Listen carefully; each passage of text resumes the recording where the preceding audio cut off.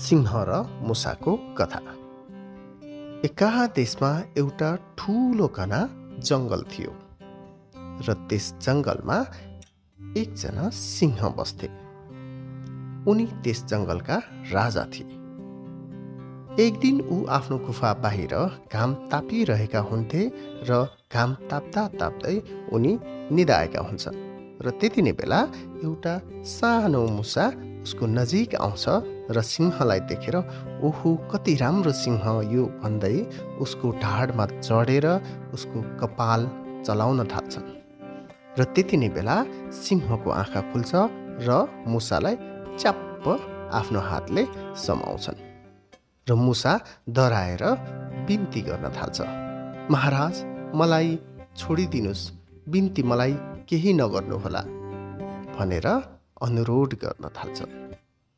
र सिंहले तिमीले मेरो निन्द्रा बिथोल्ने प्रयास कसरी गर्यौ?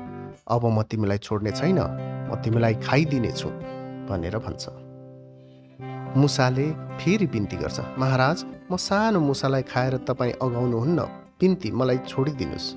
र सिंहले आफू अघाएको कुरा सोचेर ठिक छ म आज अघाएको पनि छु, म तिमीलाई आज एकचोटिलाई छोडिदिनेछु र अब आइन्दा यसरी मलाई दुःख दियो भने म तिमीलाई छोड्ने छैन भनेर उसलाई जान दिन्छ।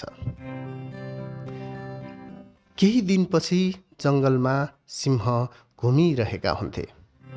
घुम्दा घुम्दै उनी सिकारीले पासो थापेको जालमा फस्न पुग्छन् र जालमा फसेपछि सिंह जोड जोडले गर्जिन्छ र उसको आवाजले जङ्गल पुरै प्रकम्पित हुन्छ।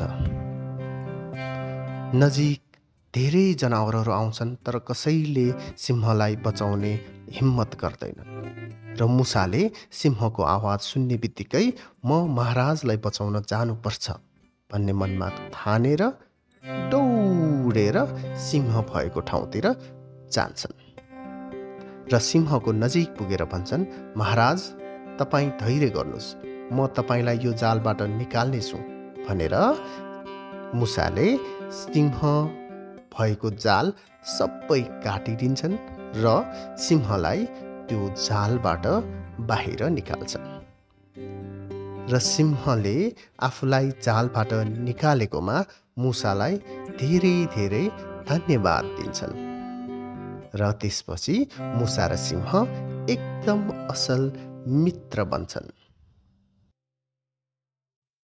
त्यति नै बेला सिकारीहरू जाल भएको ठाउँतिर आइपुग्छन् र सिंहलाई जाल बाहिर देखेर उनीहरू तर्सिन्छन् र सिंह गर्जिएर सिकारीहरूलाई त्यस ठाउँबाट भगाइदिन्छन् र सिकारीहरू कहिल्यै फेरि फर्केर आउँदैनन् र त्यसपछि सिंह र मुसा जङ्गलमा रमाइलो गरेर आफ्नो समय बिताउँछन्। यो कथाबाट हामीले के शिक्षा पायौँ त? कसैलाई सानो सोच्नु हुँदैन, सानो भए पनि त्यसले ठुलो सहायता गर्न सक्छ। हस् त यो रमाइलो कथा यहीँ सकिन्छ र फेरि अर्को नयाँ कथा लिएर म पुनः आउनेछु। त्यतिन्जेलसम्म यो कथा सुनिदिएकोमा धेरै धेरै धन्यवाद हाम्रा प्यारा छोराछोरीलाई।